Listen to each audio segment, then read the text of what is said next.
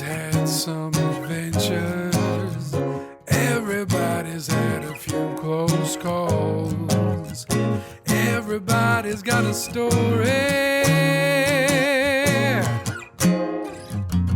What's yours?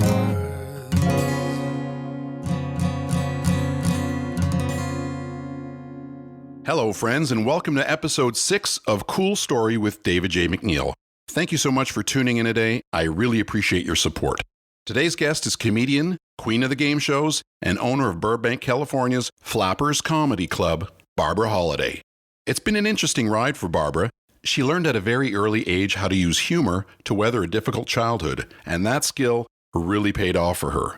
We'll be chatting about her early work as a kids show host on Fox, her transition to stand-up comedian, what it's like to be a guest on Hollywood Squares, and the general state of comedy today. And make sure to stay tuned after my chat with Barbara for the 6th installment of a little something we like to call... Please don't try this at home.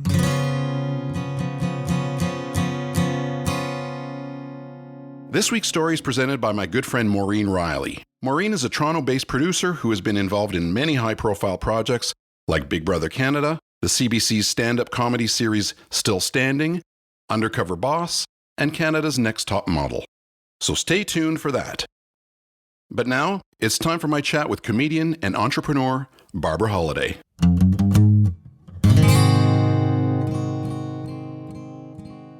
Hey, Barbara, how you doing? Great. How are you doing today, David? I'm doing pretty well.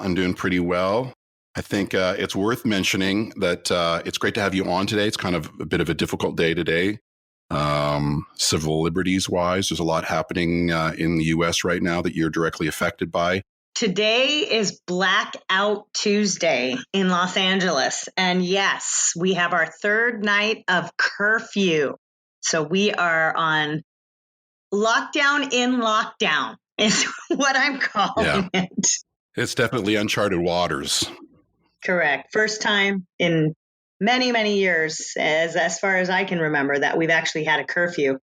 Well, maybe this is the best time to have this conversation and be talking about comedy, which is what we all need, especially at times like these. Well, they're saying laughter is not essential, but I disagree. I think laughter is extremely essential, and I think if we had more of it going on right now, things would be a lot lighter in the world. I really do believe that. I think we've taken away all of the outlets, especially in the arts community, for people to have, stress relief and life relief and just all of the things, artistic mediums that people rely on for their own mental health have been stripped. And right. It's causing people to be angry. Comedy provides a valve for us all. When the shit hits the fan, that valve goes off and we feel much better after having a good laugh. So I agree wholeheartedly. Absolutely. And in the news, there's nothing funny happening. I'm on a mission to bring laughter back right now. Let's print the t-shirts. Bringing laughter back. Bringing laughter back. That's my Justin Timberlake version. Hopefully we can get past this soon and your club will be open again soon and we can get people in and we can get people laughing again. Yes. So let's talk about your club, your career. Why don't we go back to the beginning and your early days? One thing that's come up a few times that I've seen was that you talked about when you were a young girl. I guess your parents had split and times were difficult, and you were talking about growing up poor, without. And it seems like if you were including that in some of your bios and some of your conversations, that might have informed who you are today. Why don't you tell me a bit about that? Where did the funny begin? Oh. It began in the... Well, funny comes from difficulty. That's right. That's hence the comedy tragedy masks, if you are familiar. Yeah, I did grow up very, very poor, actually. I lived in a trailer. I lived on food stamps. My mom worked as a bartender, which she'd be totally messed up right now in this current age of employment. but we didn't have a lot. And there wasn't, we didn't even eat good food because, good food isn't available when you have food stamps. You can't buy organic vegetables on food stamps. They didn't even have them back then. But a lot of entertainment options weren't available either. So being funny and making light of our situation, I always wanted to be the one that, when we sat down or tried to have a dinner, I would be the one who wanted to, crack the ice or just lighten things up, because just everything was so serious all the time. Like when you're broke, you don't have money, and you're waiting in line for milk, and you're waiting in line for eggs, and you're waiting in line for cheese. And then my mother was very depressing also. And maybe because she wasn't happy with her own life. And that really stressed me out. And I felt like if I could be silly and hammy, and I did a lot of physical, stupid things. I really like physical comedy a lot. It was maybe a release, physically, that I could be a ham and be silly. And I used to do shows in my closet for my mom and sister and my dad. And I would, open the closet door and come out, like I was some kind of, I don't know, physical comedy gymnast, I guess you could say. And I just did stupid things with my face and my body and my voice. And I realized I was getting laughs. And every time I got laughs, I felt better somehow. I felt like I was not in my present situation. I felt like I was transported to some other universe where people smiled and the sun shined and things were great. Yeah, and it apparently it worked. You said you got laughs, so it alleviated the tension in the house too. So I also got smacked. What better a reward? Yeah, what's that? I also got smacked and left. Oh yeah, well there's that too. Yeah, those were the days when you could hit your kids for being obnoxious. Nowadays I get I get paid for it, but back then it wasn't always so funny. Did you ever pull the "I'm going to call children's services"? Oh, we didn't even know what that was. You kidding me? Oh yeah. It's like, no, we called them. They took away our food stamps. Come on. Don't be doing. Oh, okay. Yeah. Ouch. I want to eat. Yeah. No kidding. Yeah. So that was kind of where it starts, right? It sounds like. Oh God. Yeah. Well, I think, I didn't really know that I was doing stand-up comedy or comedy at the time. I was just being an obnoxious, silly kid, But I did in high school, I actually got involved in forensics. I like to tell this story because people think forensics is crime investigation. Right. But it's actually speech in the speech and debate club. And one of the things I started to do was get involved with the speech and debate team. And I was able to travel to speech meet, and debate events. Yeah. So that got me out of my house.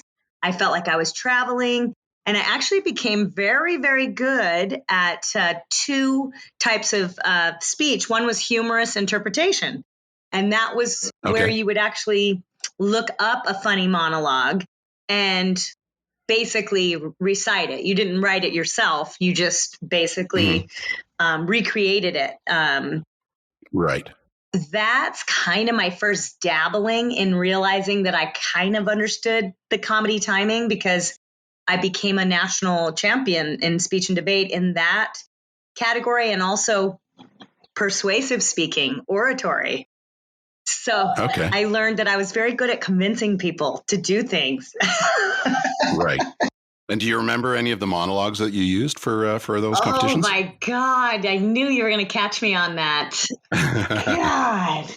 Now I remember a little bit, like a funny thing happened on the way to the forum, or, any clips from any monologues from plays, things like that. That was actually, but it wasn't really stand up. And I still hadn't figured out stand up yet.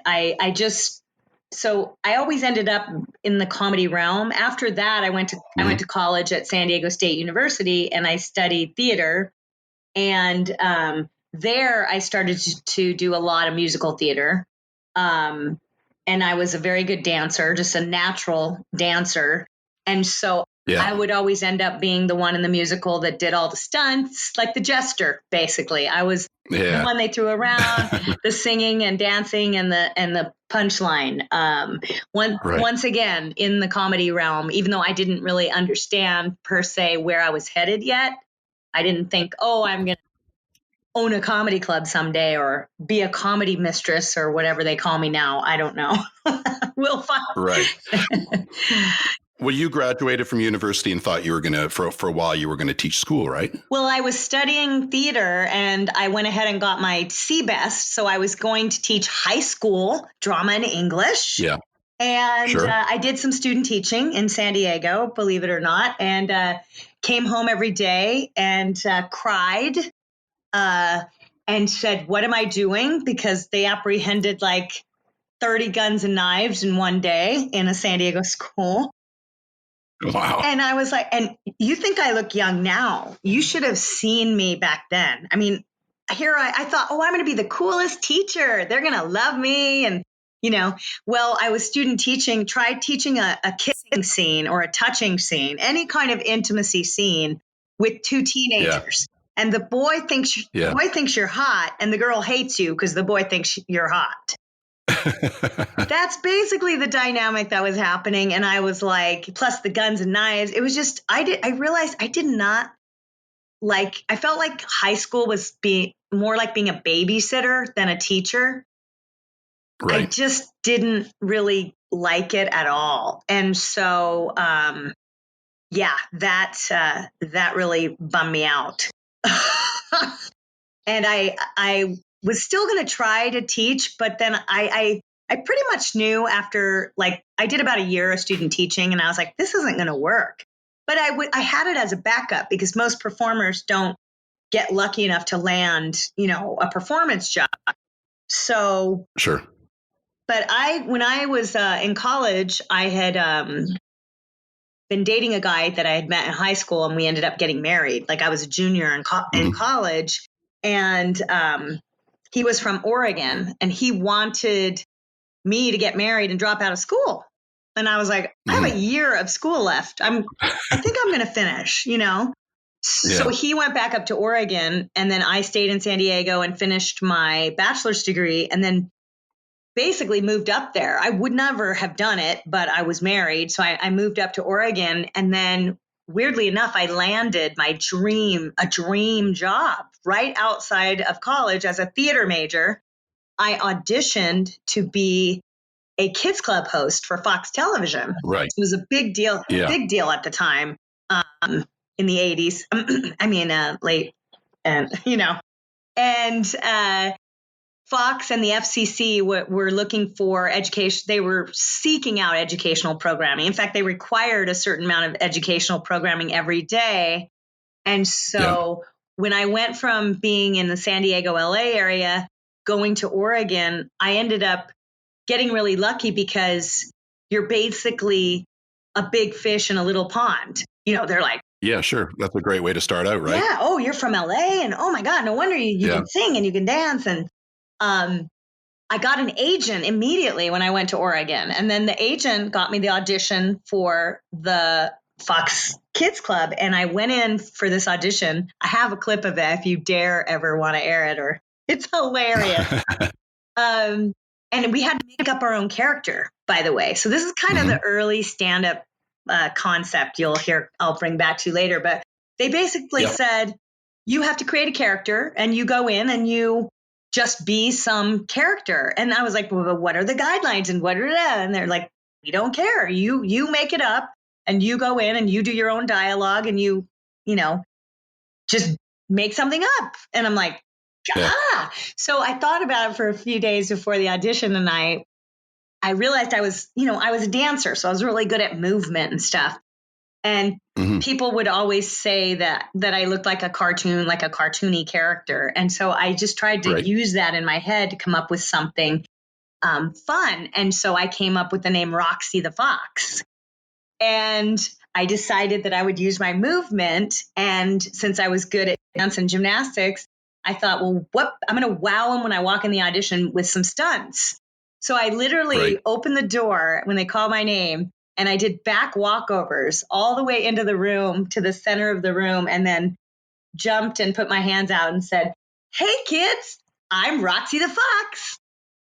That's it. And Nice. that was how I started. And somehow it just felt like right. And then I just started pretending I was making a recipe for peanut butter and jelly and used this high pitched, really energetic voice and a lot of movement. And when I was done, I walked out of there, and this never happened to me ever since or ever before. But I left there thinking, I got that job. Like I nailed it. I definitely think that this is the job for me. And Yeah. I got it. So, but here's what was really bad news. It's terrible news, but it sort of molded me early for this profession. Literally 2 weeks after I got the job, my agent, that was amazing and took me on, died in a car accident. Oh, wow. And so I had no guidance. Like here I was working every day, Monday through Friday from 3 to 5 o'clock on air at a television station. And I have nobody telling me about SAG or AFTRA or unions or how it works. Right. I don't know what I should be getting paid. I'm not sure if they're taking advantage of me and how much do I do? Do I write, direct, produce? So I really got thrown into this kind of a mess, really. And was also devastated about my agent. She helped me get the job, and I really wanted it to pay off for her. So I ended up working at the station, and I wasn't in any unions or anything. And as I said, I was on air Monday through Friday from 3 to 5 o'clock. It was back during Darkwing Duck. The Simpsons just came out. And all of the cartoons from that era. And I was basically like a VJ. So when you came home from school, hey kids, Roxy the Fox here. Today we're going to talk to Mr. Mailbox. And I would introduce the cartoons. And now on Darkwing Duck, here we go. So I came on, and if you grew up in the Oregon market during the 80s, early 80s, somewhere around then. People listening, I've met people who know who Roxy the Fox is. I usually get a couple emails every year from kids who've grown up now and remember it, fondly. And it's kind of cool. The legacy never dies. I mean, when you're young and you're watching TV every day like that, those characters from your childhood really inspire you a lot. So it's an honor to have done that. And thankfully I had a bit of fame, and to be honest, it wasn't what I was looking for. I didn't really want to be famous. I just wanted to make people laugh. But I also realized I really didn't like kids that much. I will tell you something about this. I completely get what you're talking about, because of the first appearances I ever did on live television were in the mid 90s, working on a show that had the same format as that. It was public access. It was not public access, but it was like PBS here in our province, Ontario, in Toronto. And it was the same kind of deal. We would do sketches between all the big shows. So I wasn't one of the main characters, but I would come on and do characters from time to time. It was the same kind of thing where you do a sketch and then throw to, in this time, it was like either Teletubbies or Arthur or the Magic School Bus or all those shows. So it's the same sort of format, right? After school block. Yep. Yeah. And now the first person who was the guest on my podcast was my buddy Joe, and he was one of the co-hosts of that. And to this day, now he's almost 50 years old. And he gets people coming up to him that watch the show when they were children, and now they have kids, and they can quote him stuff he said back in those days. It's just amazing, because you've got those people right at a moment when they're all in, right? Okay, here's a really fun part to this story that I never imagined would happen. I was married. I got married to the guy in Oregon, and he ended up hating the fact that I was a public figure in the community. Like that was not a good thing to someone who grew up there. And so I'm getting all the attention, and he just didn't like the entertainment business at all. Anyway, he ended up having an affair, and I was devastated by that in the community. I was like, I ended up staying there maybe a year and a half or 2 years after that. And my ex-husband got back with an old high school girlfriend. Well, this is kind of important because I moved to LA right after all that happened. I've been in Burbank ever since. It's been, 28 years now. And literally about 11 years ago, I get a phone call. I'm sitting in my office in Burbank. I get a phone call from a young woman. And she says, "Are you Roxy the Fox?" And I'm like, "Who is this?" Right? And she starts talking to me and ends up, this is no joke. I mean, you cannot write this stuff. It's my ex-husband's kid with the woman he had an affair with. Oh, really? And they watched back episodes of my show, and everyone in Eugene, Oregon specifically knew about, and most of Portland, all over Oregon, really. But specifically in Eugene, where I was taping it, like it was just a legacy. It still is. So, but here I get a call from my ex-husband's affair kid. And I'm like, what? Are you sure? Do you want to say something to your parents? Do they know you're talking to me? And she said, "Oh, my dad wouldn't care, but my mom would kill me." And I'm like, I can't talk to you. And I get off the phone and I tell my current friend, I'm like, this can't be my kid, right? Okay, good. It's not. Well, that's pretty cool, though. That's pretty cool that you made that much of a mark on her. That even the awkwardness of that, she was able to look past that to give you a call. She wasn't even born. Like, it's so weird that would. And then, literally about a year and a half ago, I every now and then I get calls. Very weird, but I got a connection on Twitter, and it was a gentleman saying, "Hey, I have to solve a bet. My friends think that Roxy the Fox never existed, because when I was doing this show, we actually used beta tapes, and at a television station, they would, literally, they had a traffic setup where you would have to insert different beta tapes, and then you'd insert the Roxy Fox segment, and then you'd insert the ad, and then it was like literally like multitasking to the max." And the station had a fire several years later, and some of the footage burned. And so I happened to have a bunch of the tapes because I took them with me. I owned the character, by the way. I made up the character. So when I left the TV station, I made them sign a document that said I could maintain my character. I'm not going to do anything with the stuff I did with them. But like, if I ever want to do that character again, of course, they said yes. So I put a bunch of these clips up on YouTube. You can actually see them now.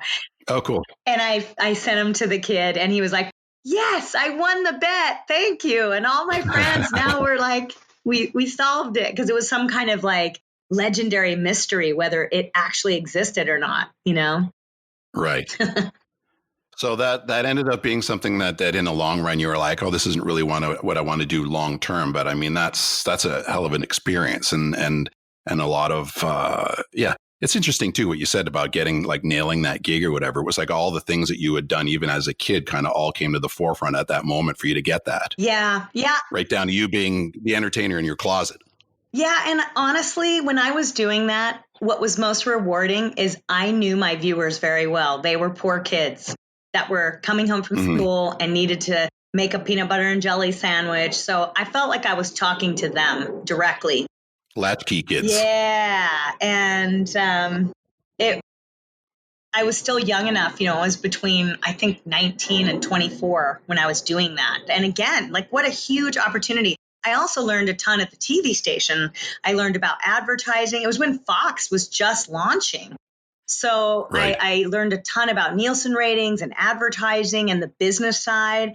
And I wrote, directed, and produced my own show at 19 years old. I mean, who does? The only thing. Oh, 19. Wow. I know. The only thing I didn't do was the camera work, But I would also do appearances in the community where I'd go out to malls and, greet kids and talk to kids. And I did PSAs and advertisements for muscular dystrophy and lots of community awareness and work. But after about 4 years, I literally knew that I did not want to have children. Period. I always say being a kids club host is the best form of birth control. If anyone, you need birth control, be a kids club host.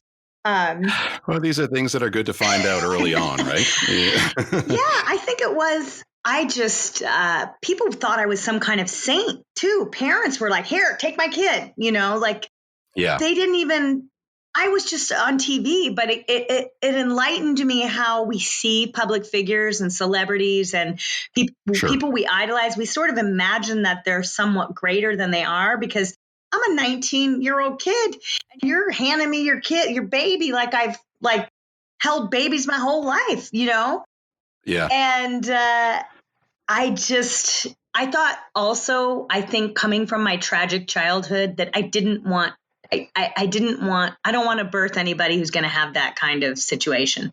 And then seeing all these kids out there in those situations and a lot of poor kids, would come to the free mall showings and stuff. And it broke my heart. I didn't want to be in that sadness anymore. So I kept leaning toward the comedy. So I quit cold turkey and actually came to Los Angeles and thought, oh, I'm going to be a big star. Here I am. By the way, remember, I wasn't in the union, but I was smart enough to figure out when I came to LA, I was like, I should have been in the union for 4 years. So I actually wrote SAG and AFTRA and told them about my situation, and they called the TV station and blah, blah, blah, blah. Anyway, long story short, they Taft-Hartley'd me into SAG because we had all the episodes. I did over, I think, 620 episodes of on-air, ununion, non-union TV. Yeah. Get that. Yeah, it's kind of like getting a university on a mature student status or whatever. You've already done the legwork. Right. Yeah, it was, but I'm glad I figured that out out pretty early. But then I started auditioning here in LA and I couldn't get anything, man, nothing. Except 14 game shows. I did get on 14 game shows. Yeah, you became the game show queen. I called game show pro. Yeah. That's something, I don't know if it's as much as it used to be, but there was a time when that was a great way for actors to make some coin, right? Like doing commercial stuff and comedians. Well, also many celebrities that have been on the dating game, as I also was as the picker, they call it. So there's two positions. The picker is the one who talks the most and the one they want on camera. And then there's, the three contestants that you choose. So I actually was honored enough to be the picker. Like Suzanne Summers was on and John Ritt, that's amazing. Yeah, lots of people, lots of famous celebs have done it. And so I was thankful to be in that realm. I think with game shows, I had the same, I'm definitely going to call it kids club energy where you get excited even when you lose. And that's how you get on a game show. I'm giving you a tip right now. You just be excited no matter what happens. Just smile and be excited and you can get on a game show. Oh, yeah, it's the improv thing. Yeah. Take any offer, right? Go with it. Anything is good. Don't turn anything down. Just go. Yeah. And when you lose, just go and go when big. you lose, you're like, oh, but you still kind of look happy. Yeah. So what are some of the game shows you did? Oh my gosh. Are you ready? Okay. I went on Shop Till You Drop, which a lot of people don't remember that one, but I went on with one of my gay friends and it was during the Family Channel days. We couldn't say that we were friends, even though this was my best gay friend. We had to be a couple. Oh, yeah. Yeah. Interesting. That was I was on Win, Lose, or Draw with Bert Convy. Okay. And that was like in 83. That was my first game show. And then I did Supermarket Sweep 4 times. Almost one of the biggest grand champions on Supermarket Sweep, actually. Nice. Also with my gay friend, the same one. So we became a good team. Yeah. I was on Hollywood Squares, which was Oh, wow. There's a big one, eh? yeah. Well, the funny thing about that story is I had started to kind of get into comedy when I got on Hollywood Squares.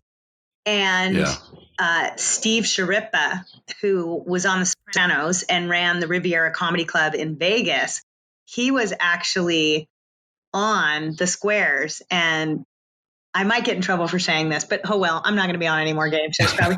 But this was the really cool story is they ask you, well, do you know anyone in the Squares? Like, do you know any of the celebrities? And I was like, Right. I know Steve Sharippa.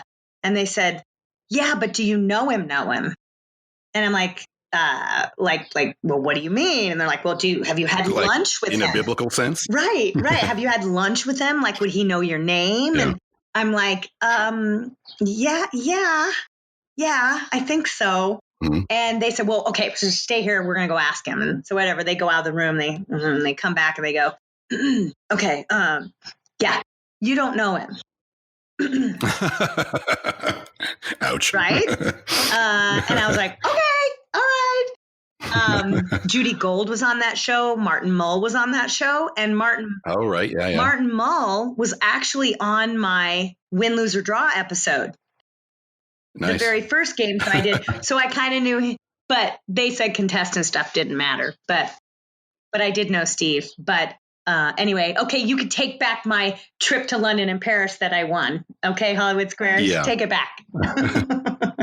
That's pretty cool. So how did I get into stand-up, Dave? Yes. How did you get into stand-up? I knew you were going to ask me that. Well, after I moved to LA, I actually took a job, a sort of a temp job at Warner Brothers. And I was pretty good at computers. So I was kind of temping and doing some computer work. And I met a guy there and we started dating. And then we're in bed one day and we're joking around. And he's like, you are hilarious. And I said, maybe you shouldn't tell me that when we're in bed. But thank you very much, I think. And he said, no, I'm taking this stand-up class in Hollywood. You should come. You should do it. And I'm like, stand-up comedy? Oh, my gosh. Like, wow, actually structure this, whatever it is I'm doing. And so I went and oh, my gosh, I was hooked. From day one, I went in there because the very first class, I'm on stage. And this amazing teacher named Greg Dean, who still teaches stand-up comedy today, who is such an inspiration in my life and just an amazing teacher. He has a book too, several books actually. And he just, he would interview you questions on stage. You would just stand on stage and he would ask you about your life. And I'm like, well, I was poor and I grew up on food stamps and I'm divorced. And he was like, yes, and more details. And I'm like, oh, no, I don't want details. And he's like, oh, yes, I do. That's where the funny is, in the details. Yeah. And it's kind of like some kind of weird therapy. I ended up crying on stage, Sure. Because he asked me about my divorce and I was like, oh, I'm not upset about my divorce. Even my blood type is B positive. Which is a horrible joke, but he was like, no, that's not true. That's not really true. You must be upset about your divorce. Yeah. And I'm like, but how is that funny? And he kept just mining it. And finally I had this breakdown. And then out of that came amazing jokes. Like I talked about how my husband left me, for someone younger looking. Sure. He was 12. Yeah. But I don't want to get married again. I like being thin. One of my favorite jokes of all time. And in all that came, the discussions of divorce where he left me, told me I was fat. I look extremely young for my age. And of course, he left me for someone younger. So how ironic is that? But it all came from, and that's where stand-up comes from, is talking about, the crap. Rake in the muck. Yep. For other people's enjoyment. Yeah. I mean, I like to say I'm trailer trash and people don't believe me. And I say, well, if you don't believe me, I may not look like it on the outside, but underneath, Kmart bra, pay less shoes, NASCAR promotional racing underwear, skid marks included. That stuff doesn't go away, does it? See, you can't, you have to really have the Kmart, the Payless shoes. I still shop at Payless. I still shop at the 99-cent store, even though I have means, because it is bred into me to not waste money. Right. And thankfully now I've earned money, and that's been great. Constantly trying to get out of that situation, of course. And who knew I would be able to do it with comedy? I am so blessed. And have worked very hard, but I've met some amazing people. And my method of operation has always been, everybody you're going to meet is going to be in your life in the future in some way. And so be nice, be kind, and treat everyone. Just everybody should be treated the same, of all sizes, shapes, colors. And it's been a good methodology. And that's what I love about stand-up, is that you get to hear from everybody. I always say stand-ups are so enticing because they're the writer, director, producer, and performer. And stand-up literally is people talking about their lives. So you have doctors, lawyers, nurses, teachers, animal lovers, vets. Literally that's what you do, is you come and you talk about your life on stage. So we get to hear through stand-ups what it's like to have cerebral palsy, what it's like to have a stutter, what's it like to be a nurse, what's fascinating, but in a funny way. They get to tell us all the shit that happened. And so you start studying, you start taking this workshop, and then you're hooked. And what do you do right away? You start doing beginners nights at local clubs, and just working on a few minutes of comedy, or how'd you get into it? Just jump right in? Well, this is the funny part, is I told you a guy talked me into the class. And then I get into the class and I break up with that guy and get together with another guy in the class. His name was Dave Reinitz, a very important person in my life, because we actually became life partners and comedy partners for 19 years after that class. So in that class, I actually thought he was a terrible comic.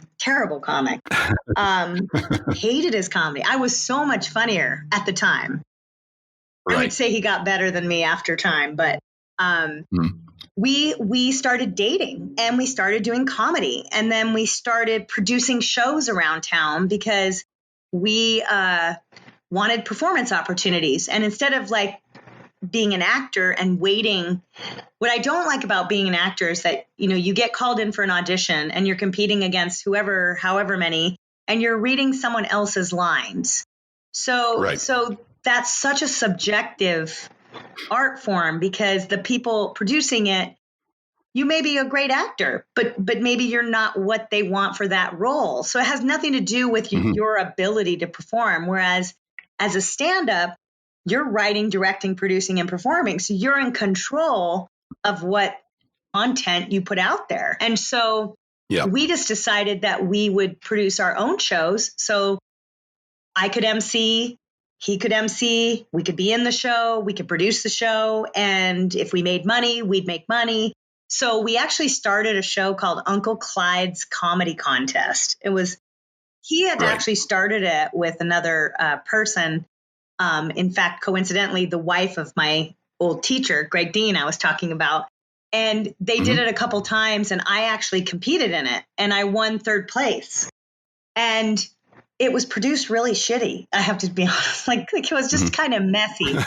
They needed a Virgo like me to come in. And so I win third place. I meet Dave, we start dating, and then we start producing this show together. And we still have the show at our club. However many years later, I sometimes call Flappers Comedy Club the house that Clyde's built, because that show, we would produce it weekly. And we, every week on a Wednesday, we were at different venues around town, even including the Ice House, Gitana, the Haha Cafe, which wasn't always the Haha Cafe. We started our show there and sort of built up the club. And So we had been producing at various locations around for many years and just started to realize that people looked at us as like the owners. Like, well, we were strong producers, brought hundreds of people to these venues, and but realized we couldn't. The wheels start to spin there. Yeah, we couldn't control like the food though, and that would be disappointing. If the food was bad, it looked bad on us. We couldn't control the stage; it looked bad on us. So we sort of had this crazy idea to maybe have our own club one day, which was a huge dream. And our date night would be going around and looking at venues, basically. And for 10 years, we just, that was our date night. And we talked about which way would be a good way to have a club and what would work and what wouldn't work and what kind of comics we'd book and how we'd get to be in it and would we like it and would we hire comics. I mean, we literally thought about everything. And then 10 years ago, 10 years this May, right? Yeah. Exactly.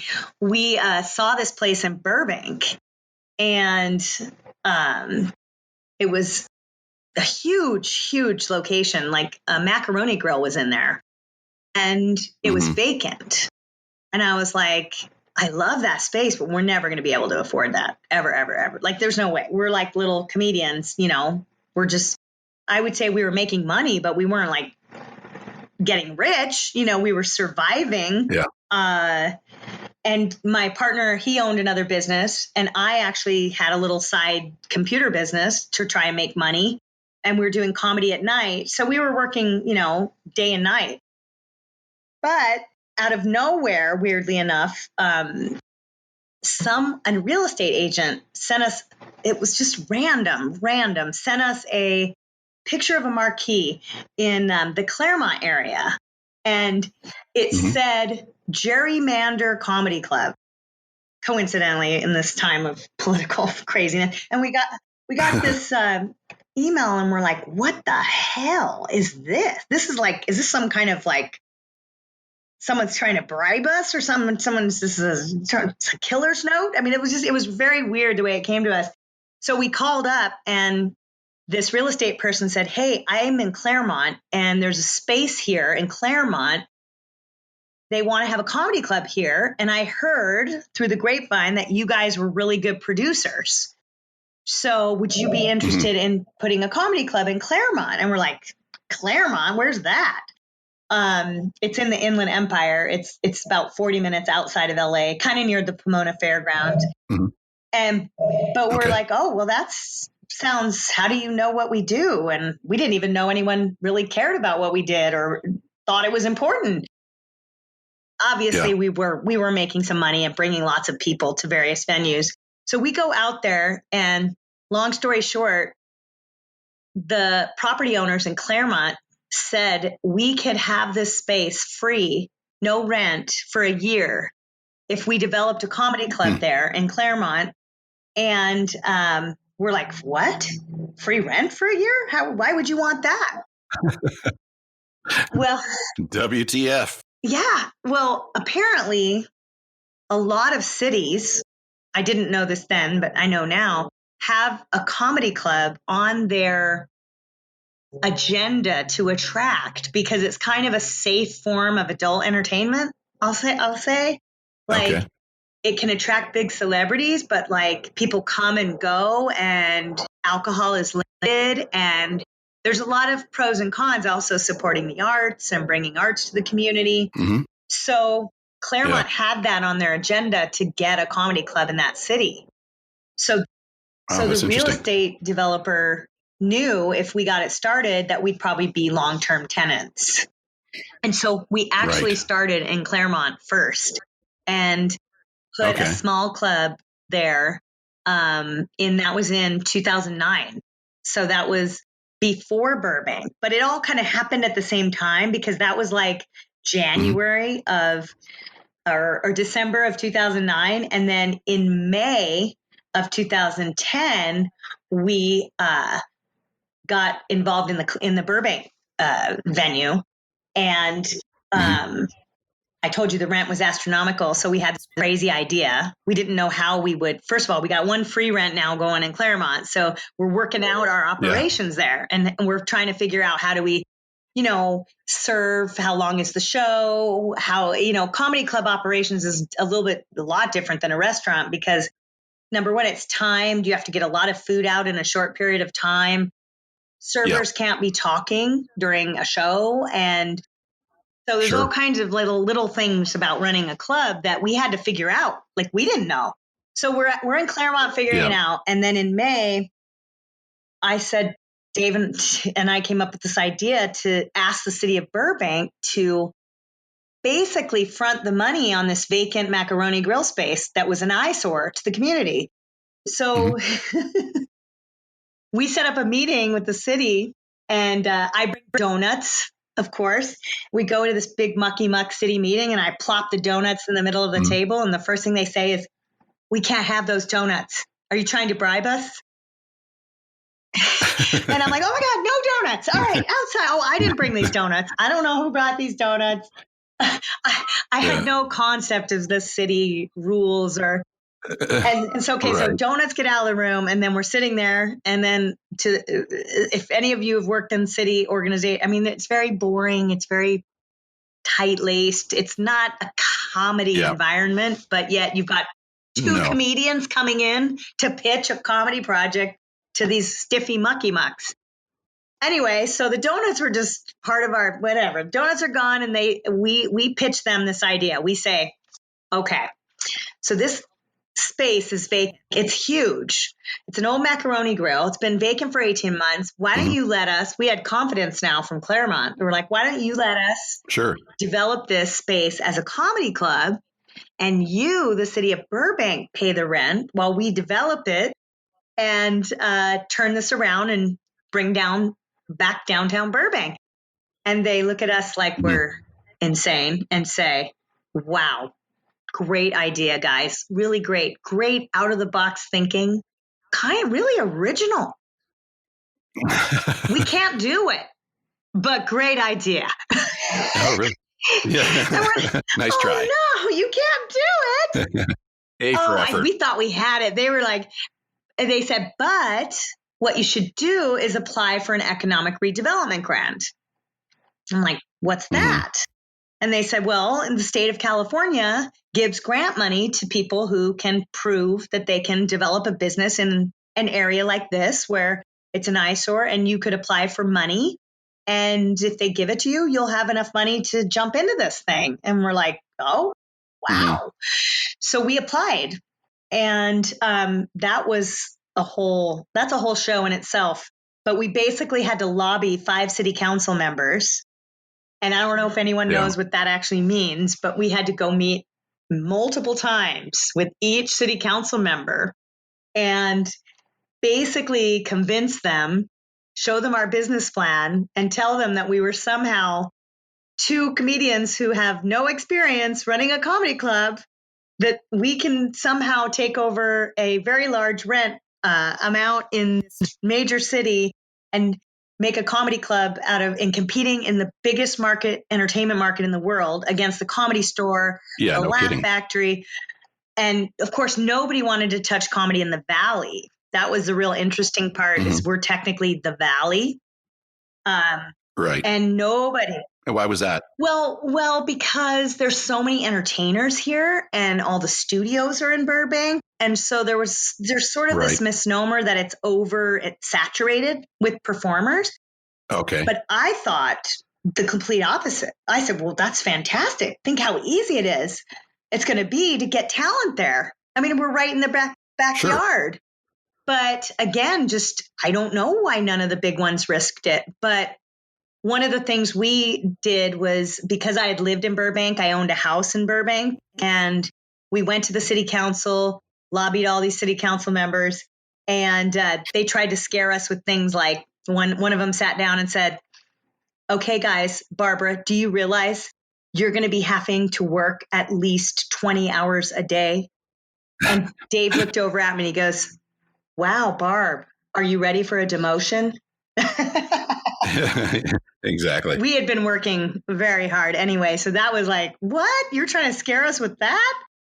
So Yeah. anyway, we go to the city council meeting and we invited every comedian we knew. 50 comics showed up at a city council meeting Oh, nice. on our behalf. Wow. So we flooded the city council meeting with comedians, and they all got up and started speaking on our behalf and saying that we had done great things for them as producers and, really inspired the arts and all of that. Very funny moments. Probably one of the funniest city council meetings ever in the history of Burbank. I think they would even admit that. And we had a guy spinning a cheeseburger on an umbrella, the incredible Michael Rayner. So when we came right down to it, I also said, like a dum-dum, or maybe it was smart, that I would put my house up as collateral for this loan. Sure. And they said, oh, really? You'll put your house up in Burbank as collateral? Well, that means they're serious, man. They're going to make it. Yeah, absolutely. And we got 4 out of 5 city council votes. And the thing is, this is the 10th year, and my house is still has a tax lien against it until we get through this year, because the rule with the loan was we had to make a certain amount of revenue each year, and each year 10% of the loan would be forgiven. So we're in the 10th year, and we have to make a certain amount of revenue this year for my house to be released. And then what happens? COVID-19 shuts us down. Oh, yes. So I'm a little nervous. I'm a little nervous. Yeah. We gotta open up now and make some revenue. So all that struggle, and then freaking COVID happens. Like, for a business person, which I've now become, the comedy part, I've over the years have taken on some clients and managed some comedians, and I love the booking and entertainment aspects of it. But being a club owner is just, it's really a pretty awesome experience that there's not a lot of women who can actually say they've done it. In fact, there are very few female club owners in the country, and comedy is dominated by men, specifically on the performance side and also on the business side. So that's been both a challenge and a blessing for female comedians, because I definitely book more female headliners than I would say other club owners do. And my new dream is to produce comedy all over the world, which I was lucky enough in December of last year to go to Costa Rica and that was a great produce an all-female comedy show in Costa Rica. And I think it went over well. It went over super well. That's how we met. We met that day, and we met because I came over to congratulate you on what a great show it was and how enjoyable it was. And we raised money. It was a lot of fun. And we raised money for charity. I call that a win-win-win. It's like the female comedians wanted to come to Costa Rica, so their trips and accommodations were handled. I wanted to test the waters there and see if comedy would work there. The locals came to support the charity and get laughs. So that's when it works. It's definitely a win-win-win. And it's also nice when you go away on a trip like that and your downtime is spent ziplining and going on tours and hiking and enjoying the beach and all that kind of stuff. That doesn't hurt, does it? Oh, yes. Well, we did meet some friends that took very good care of us and kept us entertained the whole time. That is right. And I have to, of course, give kudos to Mr. Michael Simons if he's listening to this. What an amazing human being and real estate agent who helped me produce the show there. I mean, he was really the one who convinced me that it could be done. We started talking about comedy, and I was like, do you think we could do a show here? And he's like, oh, absolutely. I mean, just so supportive and so right on and super funny himself, by the way.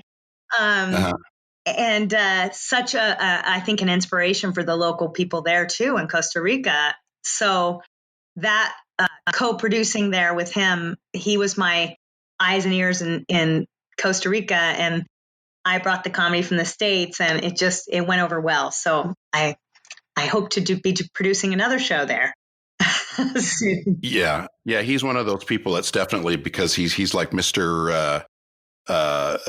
Real Estate in the large, not just the Cocoa area, but larger area around here. And he's one of those people as a great connector, right? That's what you need in a situation like that. People can bring everybody to the table for a big event like that. So I have discovered, over the years, it's funny. People ask me all the time. They say I'm funny, and they ask why I'm not performing anymore per se. And I said, but I am.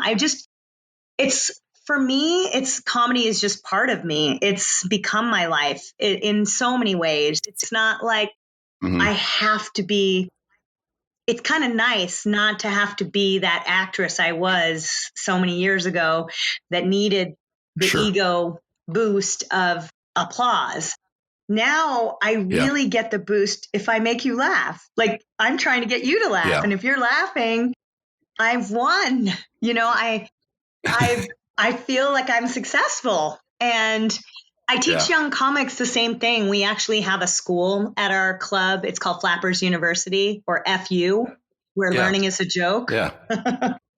And I now teach stand-up to young up-and-comers and talk a lot about the business side of comedy, which I have a lot of experience at. And it's really, really, really satisfying to try to enlighten people with the knowledge that you've gained in all your mistakes, in all your trials and tribulations, and try to sum it up into one little complete nugget that you can try to implant in their head. It still never works as quickly as you want, but but when you see them succeed, and I have had many successful students, and so has my partner, who also still teaches, who was my life partner, but now is not my life partner, but is my business partner.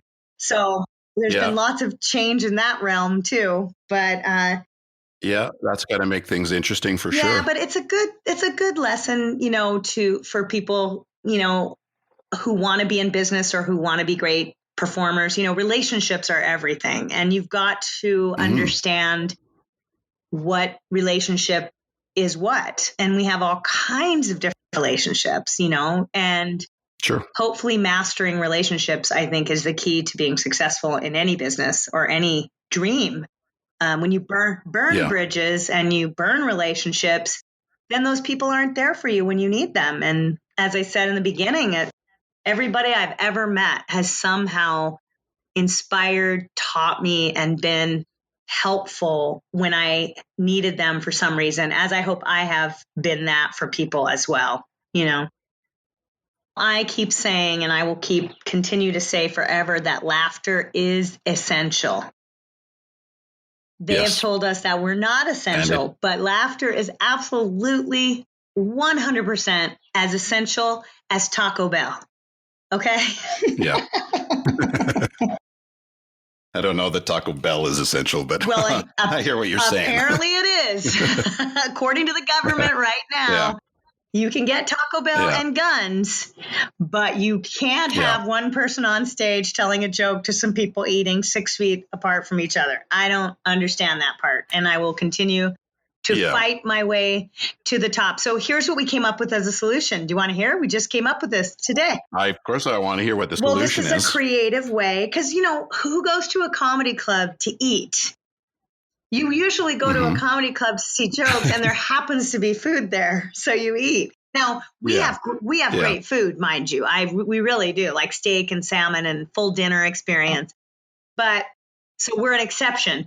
So they're saying, open as a restaurant. So what we're going to do is we're going to open as a restaurant and separate the tables at 6 feet apart and all of that. But two of the ideas we had, one of them, I'll tell you, we're not going to get away with, but then the second one we can do. So the first one was, what if we have a table on the stage and we just happen to have two comedians sitting at the table dining?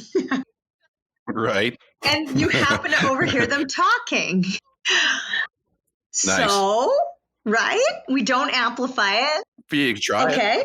Yeah. So ever wanted it. So that was the idea that that's kind of pushing the limits. But the second idea, It's worth trying. yeah, the second idea is literally we're going to play the soundtrack of comedians over the PA and have a restaurant. And everybody who comes in to support the restaurant will get a free ticket to a future live show.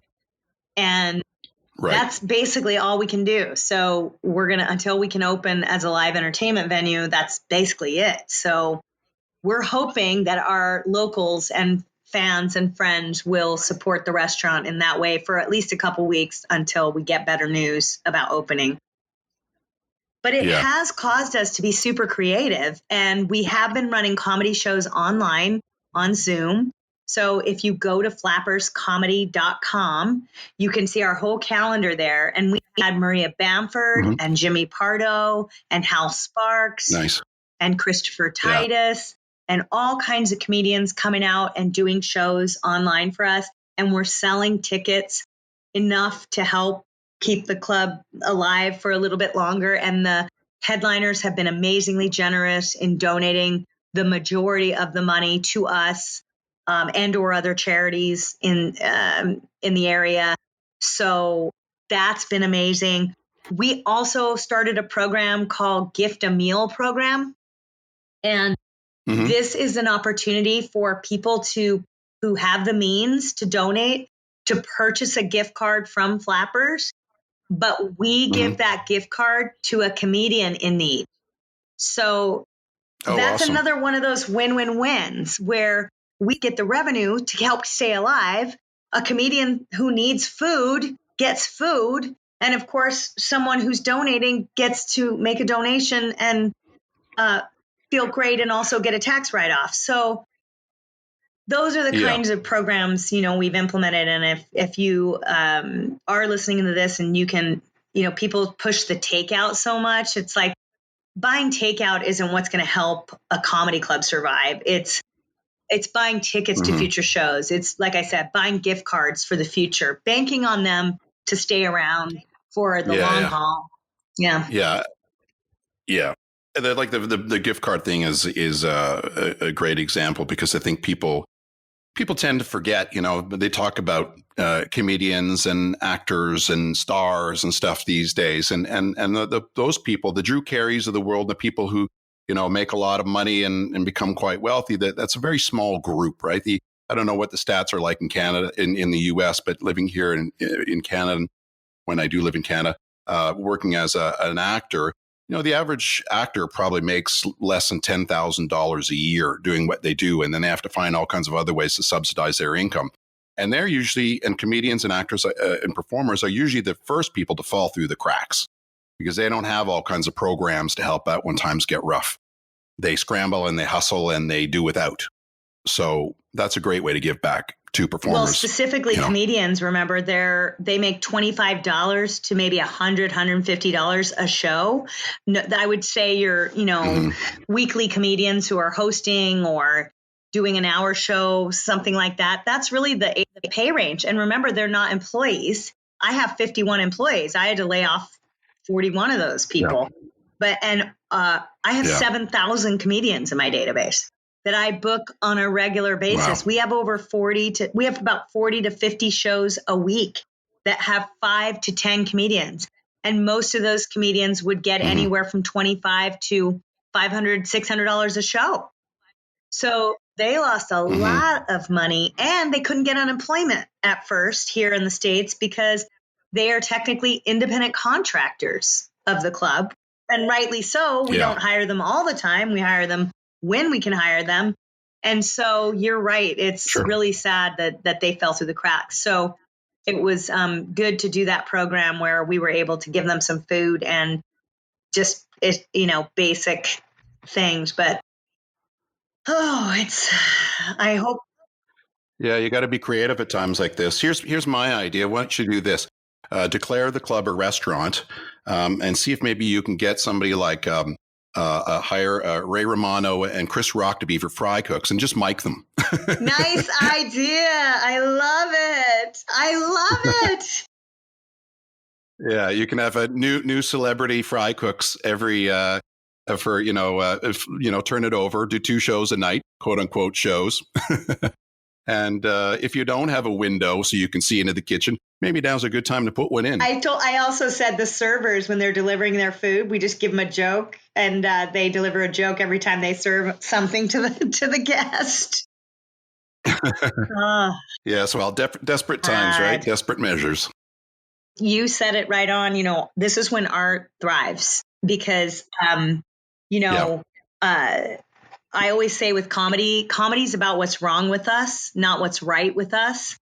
And we wouldn't even have jokes if it weren't for times like these. And wait till you see what's coming out of this from the comedians. It's really miraculous. I know myself, I've done more performing and written more comedy over the last 3 months, because it's just, there's so much to talk about and so much to be mad about and so much to suffering going on, which I know it sounds terrible that we make laughs out of bad times, but we do it, the artist is willing to take risks that the normal people aren't. So we're able to say things that you might be thinking, and we're the ones who risk whether it's funny or not. And thank God for that, because I don't know if I could get through this without laughter. I know I couldn't.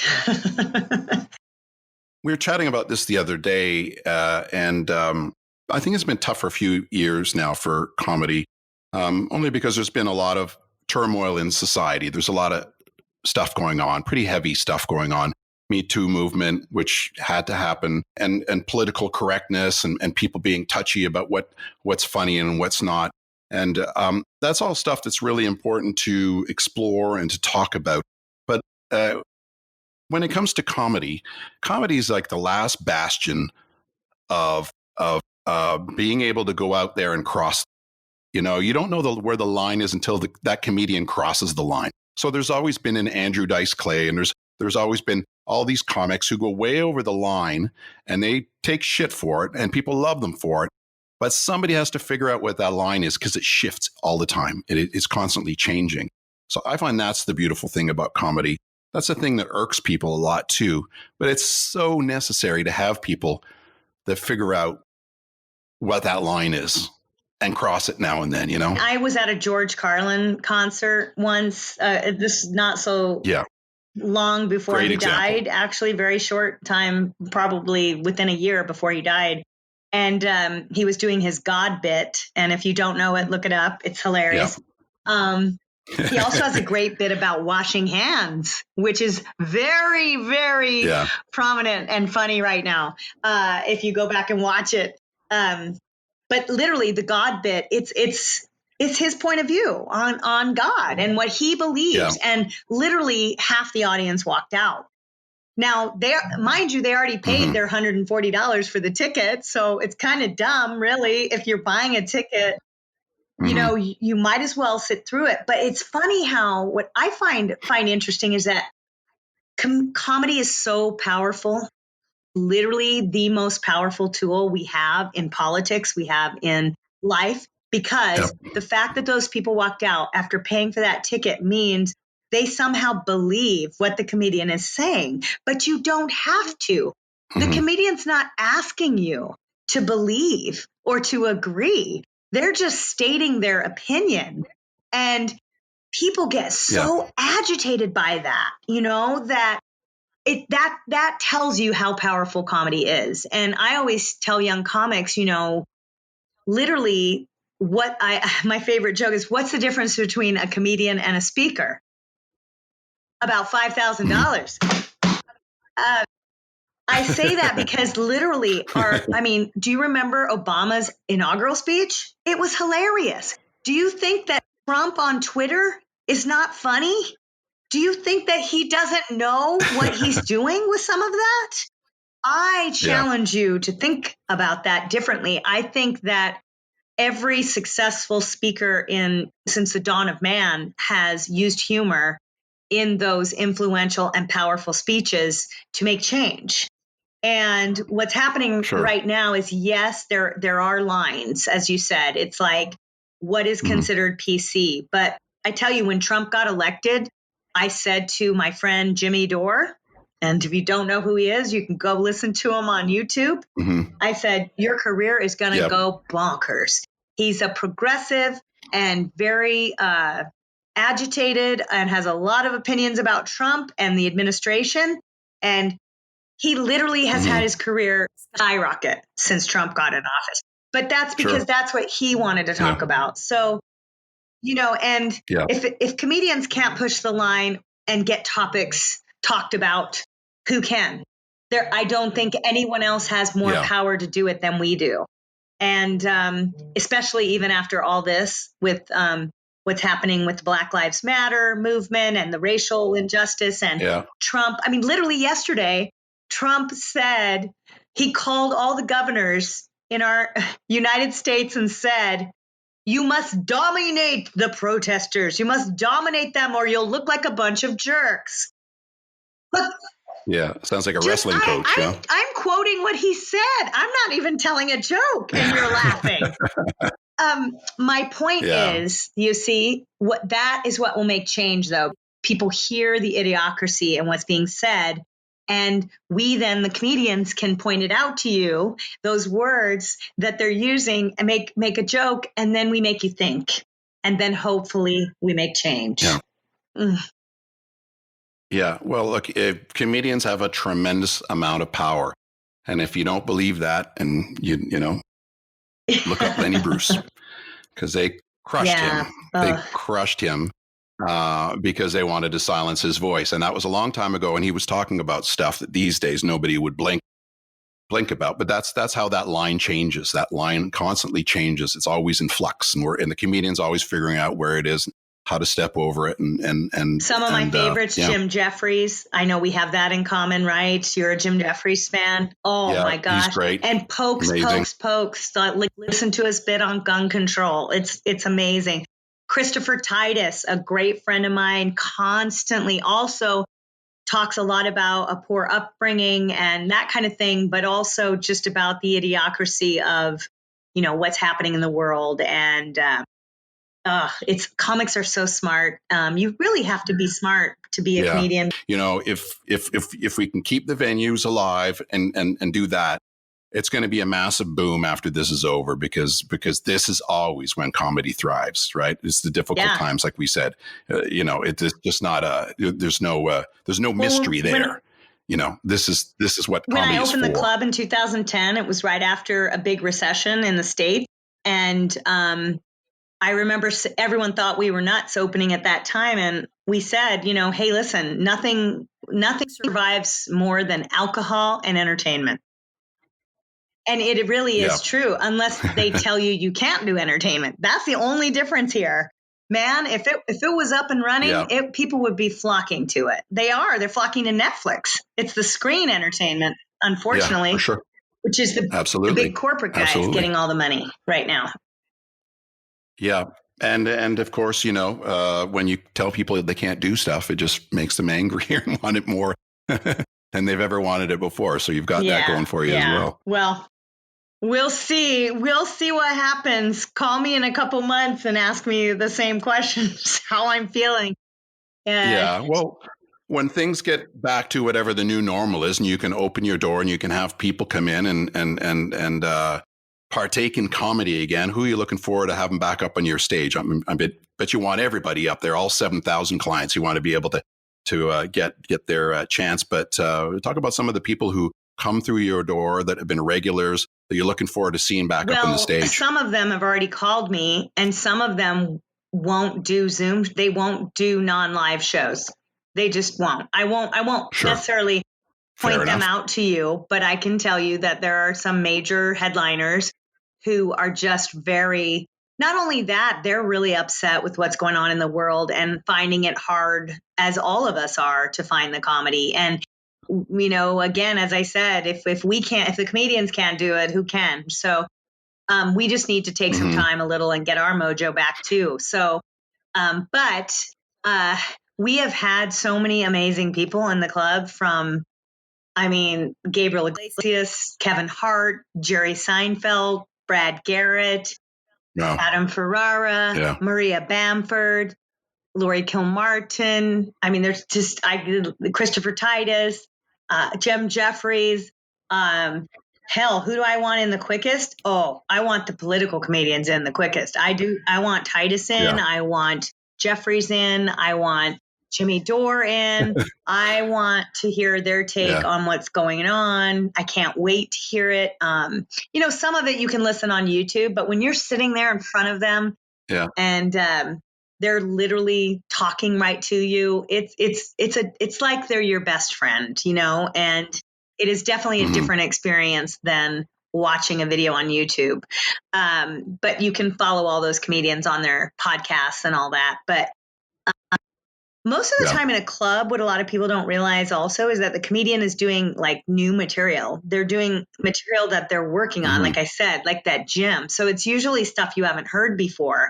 And that's what makes it even more exciting. And then they master it and then they do it in their comedy special.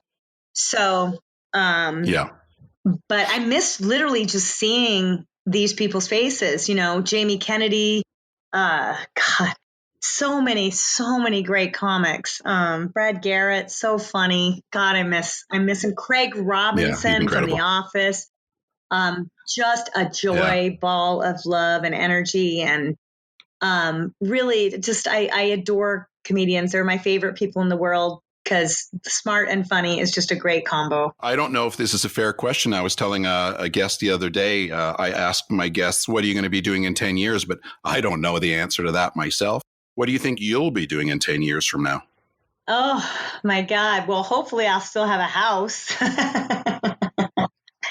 a comedy club? I hope so. I mean, it's hard to put 10 years into something and just give up on it in one day. I don't plan to do that. So in a way, fighting for this is I'm not going to say easier at all. I think it's harder because when we started, we control everything we did. Right now, it's out of our control. So we don't know, but we will come back and comedy will triumph. So I imagine in 10 years that I'll have a comedy club that is running without me in it day to day. That's what I hope. And that I can still travel the world as I have and produce shows. That's really my ultimate dream is I would like to take comedy to places where it doesn't exist right now.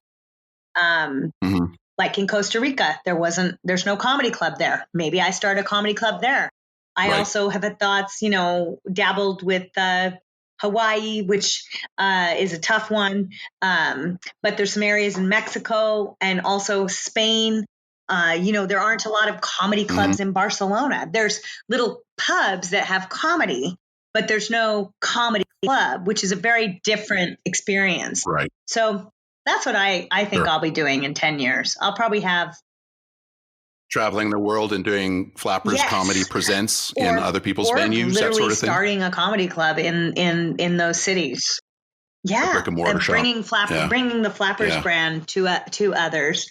And if all goes to shit, I'll be sitting on my ass back to food stamps and living in a trailer. Why not go back to my roots? What the hell? Yeah. You can do it, Been right? Been there, done that. Got that one mastered. It's easy peasy. Spam's okay. Yeah. In fact, it's actually coming back as a sort of a gourmet food item. So I'm cool. Yeah.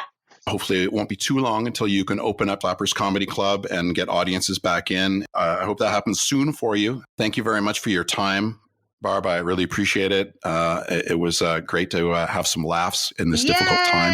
I made you laugh. Woo! Yes, Mission you did. accomplished.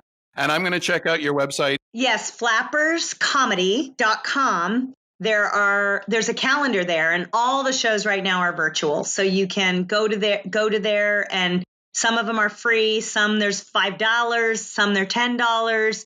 But there's something for everybody there. Also, we have our YouTube channel, which is also Flappers Comedy. And our social media is Flappers Comedy on Instagram, Facebook, Twitter. We're all over the place at the same branding. Also on BarbaraHolliday.com, which is HOLLIDAY. I have some of my old game show footage there. And also on the Flappers YouTube channel. It's some of the most watched videos, believe it or not. It's my game show footage because I look like a total idiot, as you will see. It's Hilarious. Watch and laugh at my expense. Please enjoy. Thank you so much for your time, and thank you for doing what you do, bringing comedy to the world. And you're doing good work. You're doing God's work, I am essential. Yay! You made me feel essential today, Dave. You did. I'm glad I could do that for you today. Me. Cheers. Take care. Bye.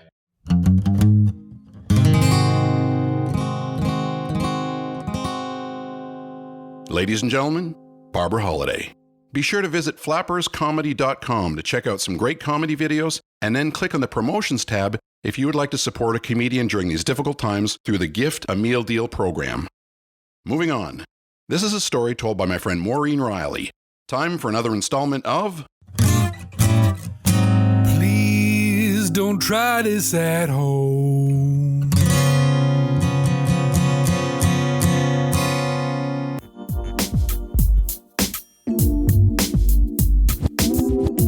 Hi there, I'm Maureen Riley, and this is my story. I was in the Newark, New Jersey airport coming home from a really great weekend in New York. I was tired and a little hungover, and I really didn't want to take my shoes off going through security. I was wearing a Gap jacket that had a military feel to it, and truth be told, it had a faux fur pink fringe around the hood that I had just taken off. My dad was in the Army, and I have all of these Riley patches that he had to sew onto all of his very technical military gear. So I thought it would be cool if I sewed one of those Riley patches onto my Gap jacket. So there I am with my jacket on and my Nexus card, and I'm asking the officer if I have to take my shoes off. He says no, hands me an orange card, and I'm very quickly ushered through the whole security process. I don't know what's going on, but I'm moving quickly. My friend Heather is behind me, and she's taking much more time than I am, but I keep going through. So I finally get to the end. I look at this officer. He grabs my orange card out of my hand and says, "Thank you for your service." Then it dawns on me, oh my God, they think that me and my cute little Gap jacket are military. So I was mortified and I felt really terrible, but at the same time, I thought it was kind of funny. I got through the system quickly, and me and my friend laughed all the way home to Toronto. Mission completed. I'm Maureen Riley, and this is my story. That was awesome.